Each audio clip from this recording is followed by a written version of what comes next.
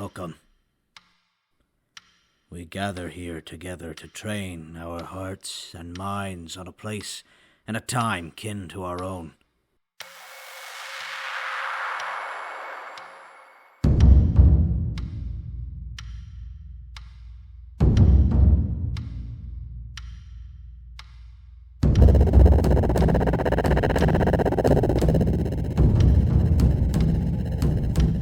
Cursed, it seems, to succumb to their own desperate and tragic end.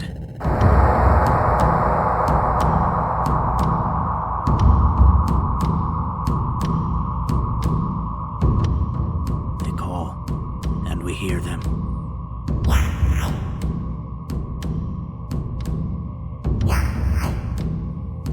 They are hurt, and we accept their pain.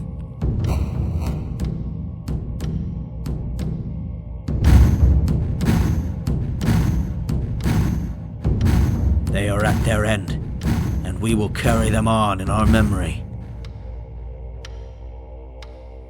Bear witness to the voices from the Umbra. Introducing the Green Thumb. This message is intended as one of love and welcome. Introductions are in order. The world has been given a great gift, as have I. And she needs a name as well. Something fitting, beautiful, and strong to survive the coming winter. Her birth wasn't foretold exactly, but it was certainly an event. That morning, was dark with clouds, the kind that hang low over the world and do their best to smother the sun. Even the doctor was nervous. He said, "The codes have stopped. I haven't got a signal since last night. Something's wrong." Something's always wrong. Around noon, we heard screaming. I was digging and composting, preparing for next spring. Couldn't make out any words at first. I almost thought it was an animal. The doctor got to the station before me. I saw him looking up at his friend, atop the island with the pumps. How did he get up there? I asked, but nobody was listening to me. The doctor turned and I saw sadness in his eyes. "Looks like a storm is coming. You best go inside." I think I was compelled to do it. It was not a natural thing for me, heroism. I just didn't want him to fall. I found a ladder that he should have used to get up there. I took him into my arms. We looked out and saw the horde approaching. Above us too, as I looked closer, just poking out of the bottom of the low clouds. It came to me then that the sky might be just as dark, even if the clouds were gone. It happened there. Caught in the channel of calm between raging horrors below and above, the doctor's friend fell on his face. A liquid ran from underneath him. His back swelled and I could see his ribs pushing outward, stretching the skin to the breaking point. She was born in blood and pain, as we all are. Part of me wonders if we must always leave this world the same anymore. This message is intended as a welcome to the world. We're lucky to have you here, little Carol Ann.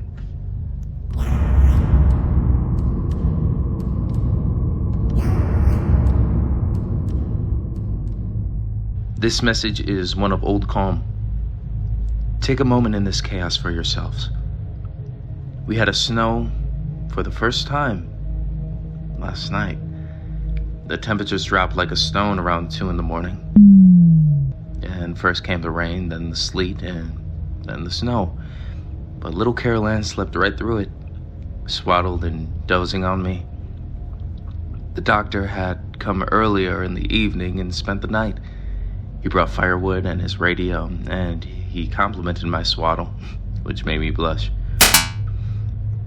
In the morning, as the radio had begun to chatter again, the voices are displeased. The storm hit them much harder. We came out to discover half an inch of shining and crusty snow ice, glimmering in the sun.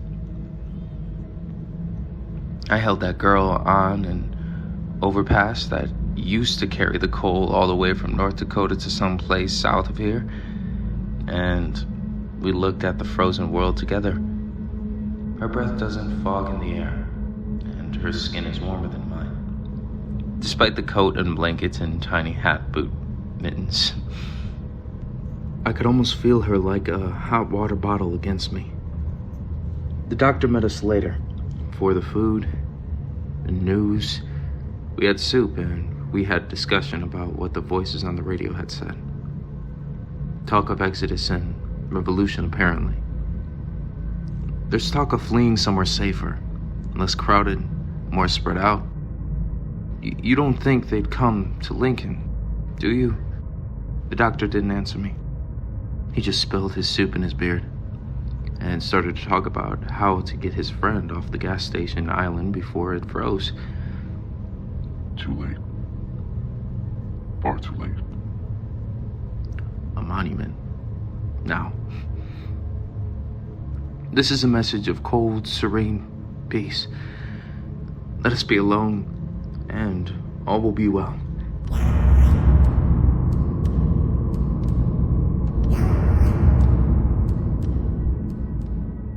This message is long overdue, I know.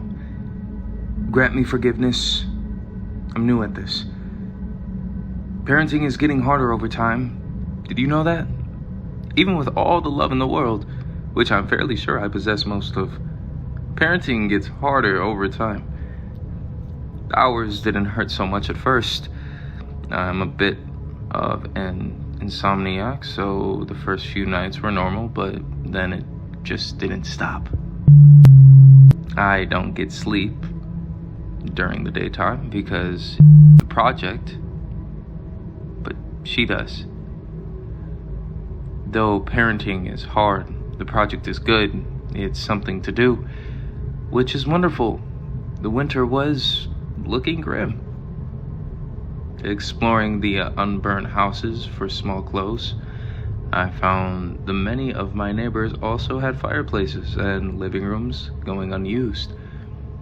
They could be filled with pots and plants. If I'm going to be up all night anyways, I could walk from house to house, a little firekeeper, and keep it all going.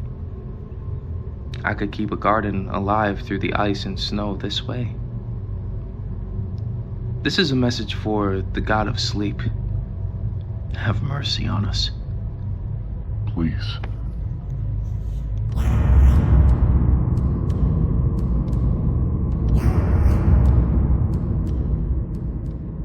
This message...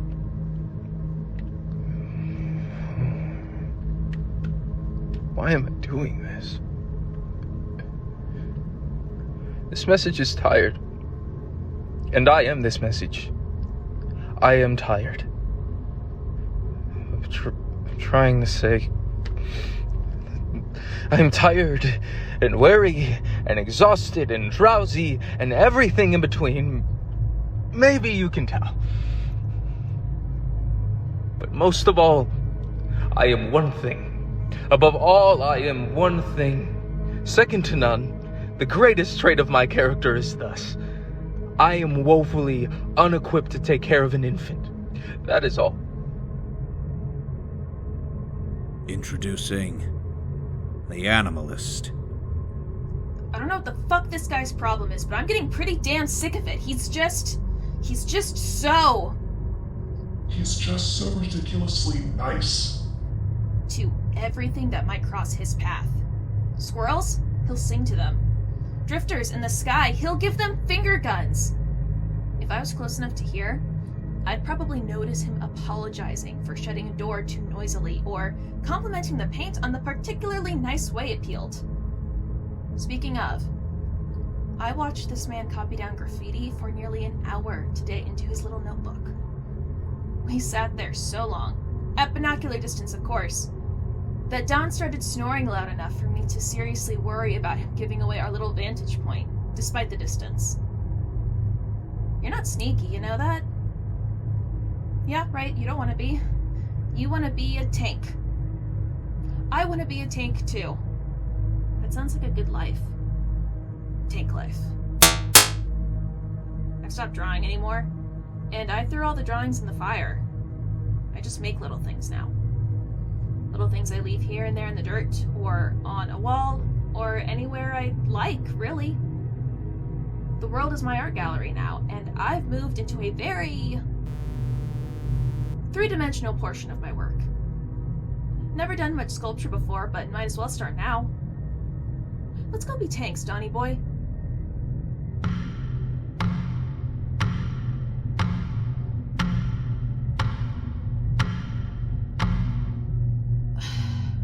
Okay.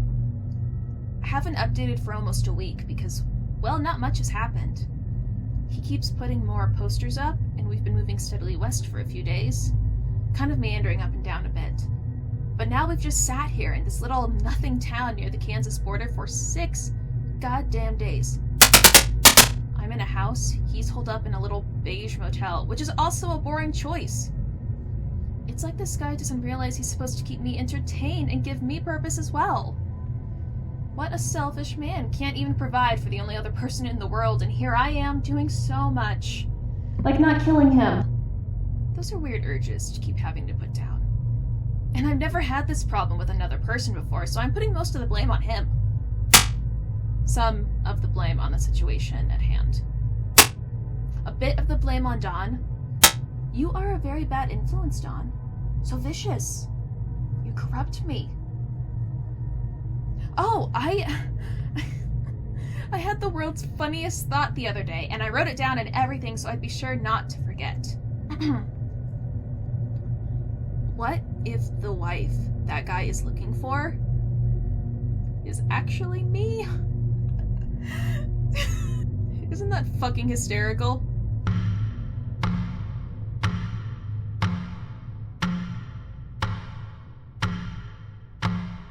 Don, you had better keep quiet.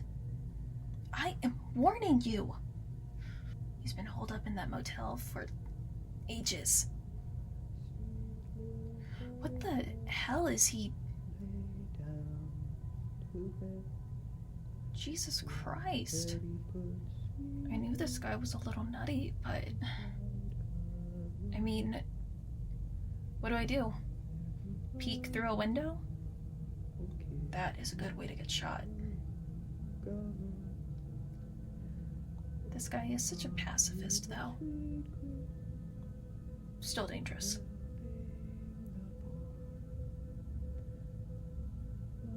If he's suffering, I guess I could just end it. A kind of euthanasia? But that seems harsh. I could talk to him, I suppose. God damn it, Todd.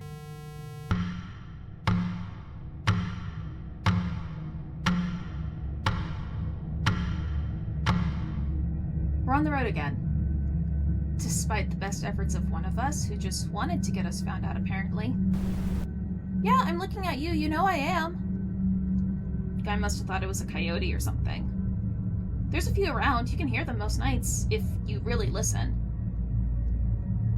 Current location is back in the wastelands of Kansas. Still trekking up and down, putting up a poster here, resupplying there, not much different than in Missouri. Makes you wonder just what the hell the guy's up to, huh? You know, Don, and stop me if I've already run this past you too much, but I've been thinking of maybe trying to introduce myself. Yes, I know I should have done it a long time ago, that's fair. That's very fair. But better late than never, right? See, I started thinking that it might be a bad thing if that guy discovers us following him. In fact, if I'm honest, it'd probably ruin any chance of friendship. But if we were to happen to run into each other on the road, and nobody... Looking at you, Dawn? ...talked about any of the weeks of following and stalking and obsessing over, there might be a shot of actual socializing. Plus, there's a chance he might kill me if he gets worried enough about something following him. He's a nice guy and all, but he also made it to this point, which means he's probably had to get his hands dirty at least once or twice. That's just the way the world is anymore. Introducing the homebody.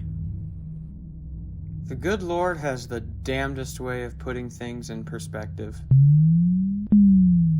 So, I finished my big billboard, right? I even thought I made a good choice and everything. Decided to cover up one I didn't like about this new fast food spot that was taking the place of the old fast food spot. That was one damn good thing about the towns, honestly. You couldn't keep a chain store open in it for very long. Can't have been too many towns like that before all this. So, I cover up that billboard, and I get to work, and it's looking nice. Not to toot my own horn, but I did a good job with it. Started with 4 coats of primer and everything. Nice white background, big, bold letters, nice, crisp outlines, like an artist might do it. Attention, women of the world. And so I'm finished. And I'm proud. And I get down and I walk back, not looking up at it. I want to get the whole damn view at once. See it in all its glory for the first time. So after I'd stepped off my paces, I turn and I look. And it looks good. And then I realized above it was an ad for manure at the hardware store. Below it was the current motor vehicle accident total for that year up to that point, with something about seat belts on it. So that's my cry for love. Just below bullshit and right above a running total of dead people. Perspective can really hurt a guy sometimes.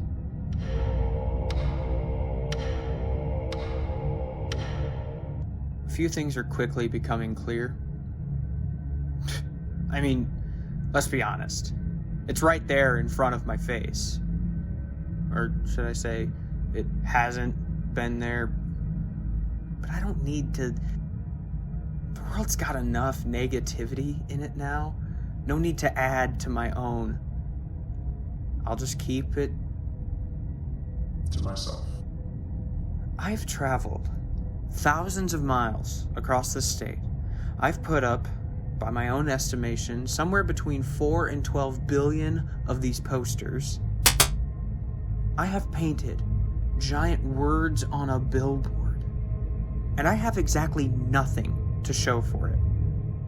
This all doesn't add up, which hurts if I'm honest. I'm not one to question the Almighty or anything, but man, I just don't know what you're doing anymore. It's obvious what I have to do. The words have to be bigger. They've come from my mouth and they weren't big enough.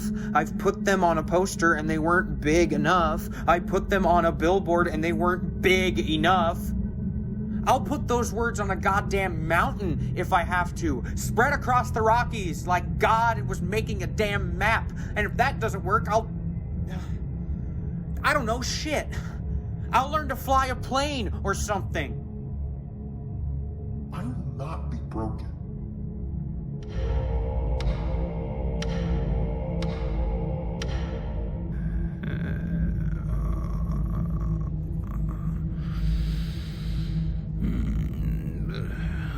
There's secrets in this world.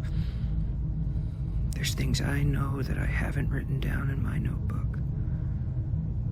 And I haven't told anybody. And nobody was there but me. So nobody knows.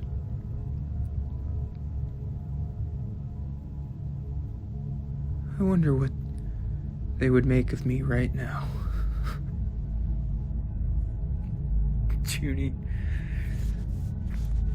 Junie might be a little proud that she could get this big of a reaction out of me. She'd be ashamed and wouldn't admit it, but she'd feel it. Harper.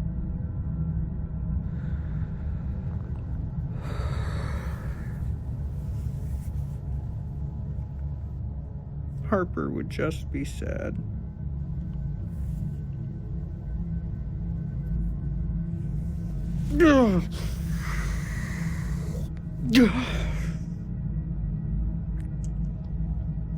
I just can't do it.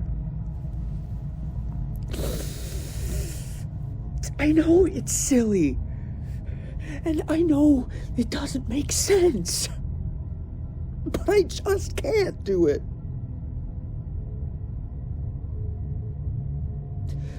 Hell, I only left the state once before anyways, and that was just for a wedding in Kansas City. This is a whole nother level.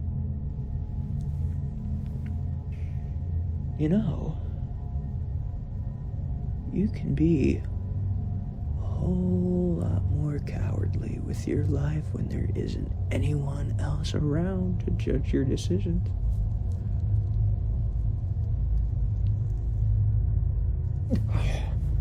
God, if you're listening, I want you to take me back to feeling nothing.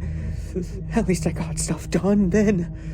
I wasn't paralyzed by all the secrets in the world.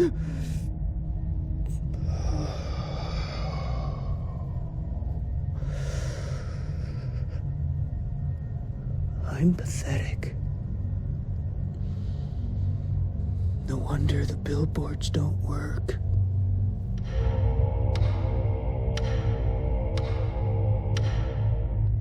Something tried to get me to stay. That's the only explanation I can find for last night. I was at a bit of a low point, if I'm being honest, dwelling on the past, and I heard this mournful little whine just barely carried on the wind.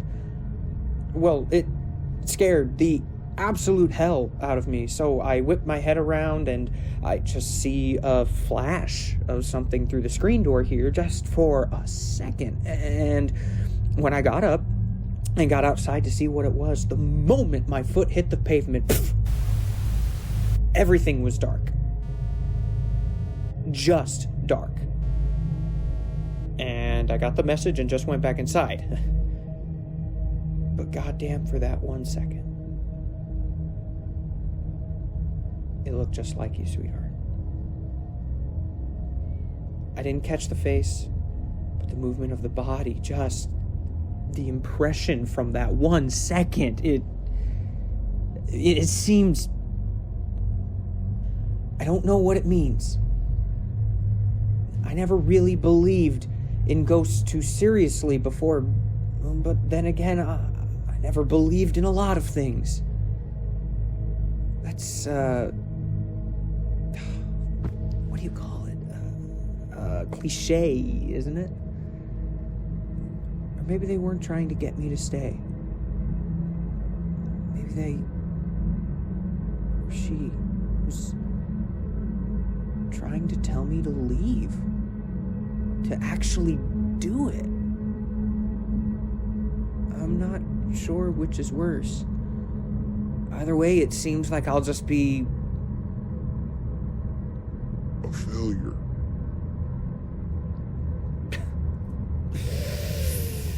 Screw it. I'll just flip a coin.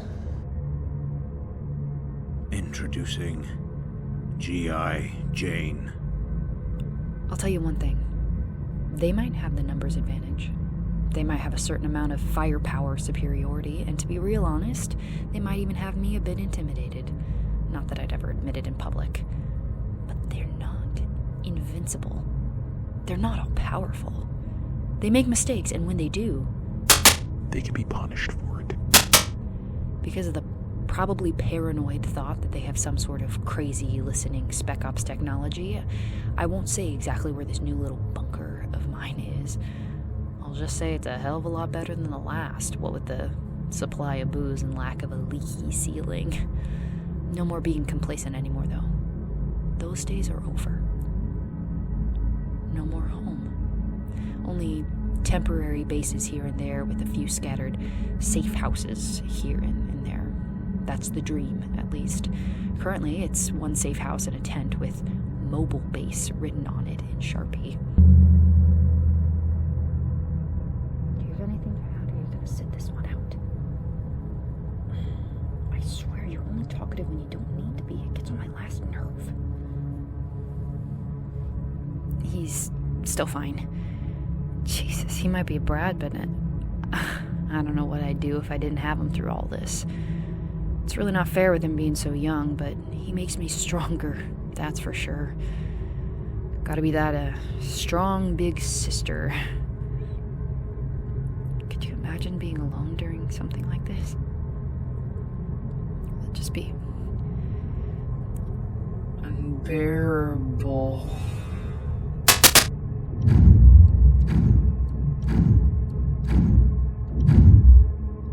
Alrighty, here we go. Mobile base number 1 is up and running. Some slight setbacks at the beginning, and it's surprisingly hard to get a tarp to look both inconspicuous and actually have it work for shelter. But plus, the nights are starting to come earlier. It catches me off guard every year. I've got to make a better plan for that. Let's see, what to say. Oh, I can't exactly say where this base is because it's both mobile and secret.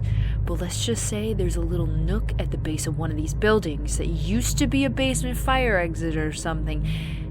That's my zone. I figure they think I'll try to stay high after my time above the GWB. Probably think it's a pattern. I can't have any patterns. I need to be a random encounter every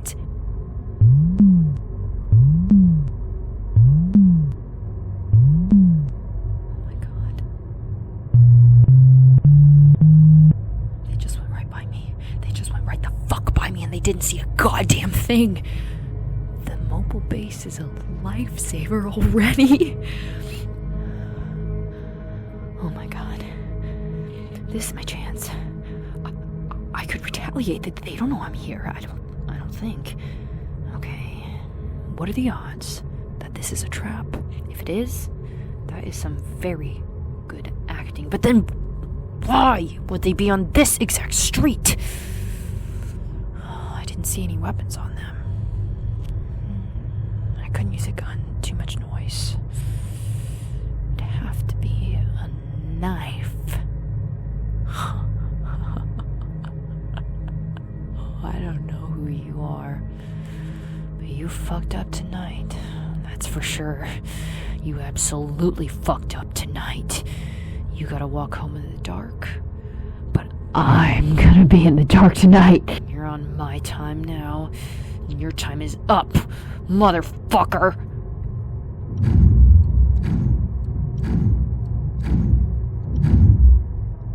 It's different when it's a human and not a bunch of humans stuck together.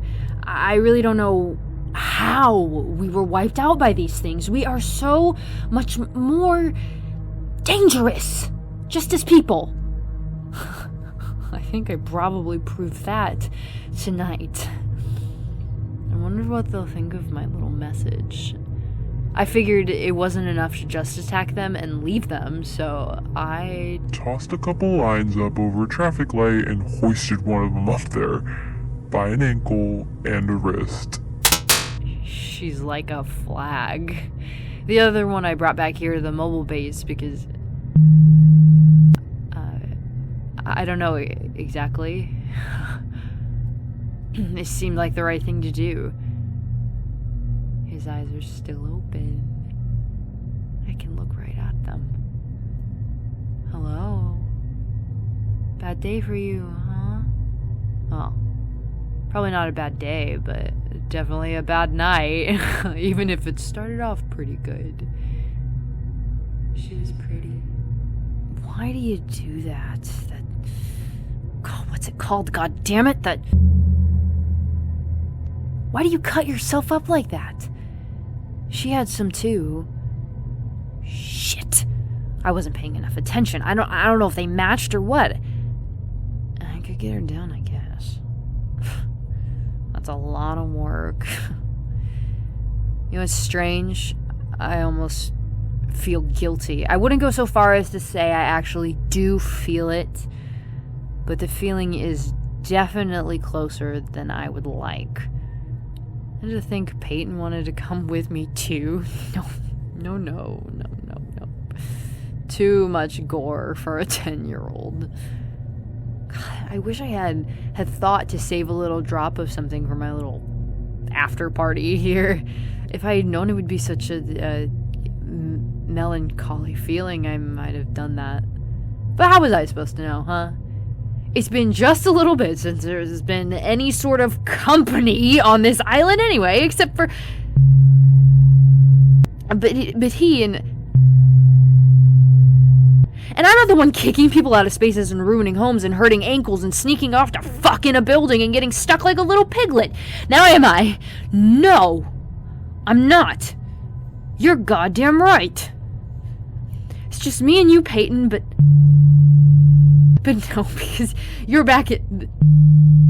Because a 10-year-old... How can you be 10 if I've been in the island for... No. It's not right. Something's wrong.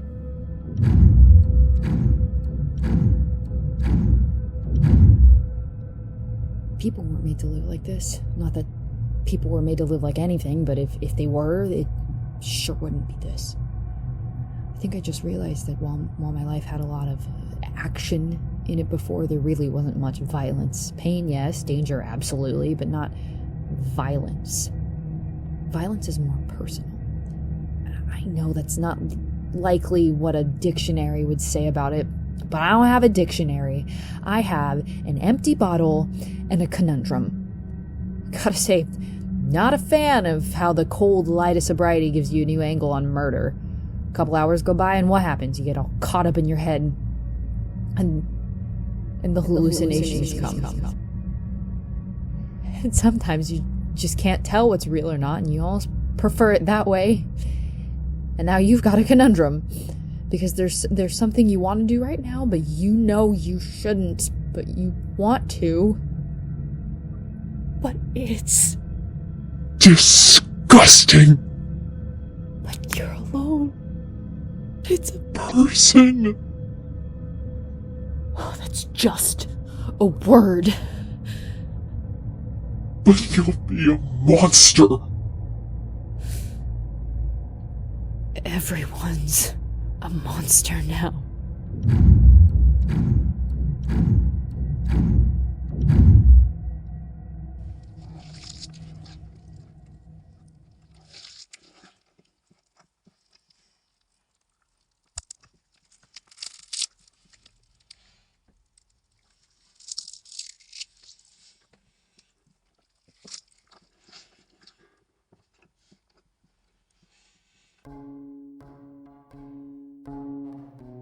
The stories remain.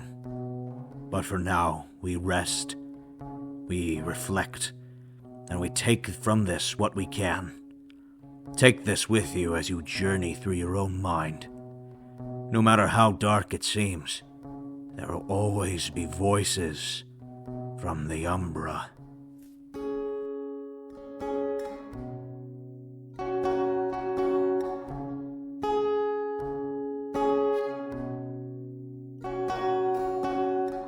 Voices from the Umbra and the Think Tank High Council would like to thank the research team, who so bravely connected to the individual voices themselves at no small personal risk. When they leave us, may their memory be forever enshrined in the heart of the universe. They are James L. Booker III, Betsy Eliza, Joe Hansen, and Liz Martelli.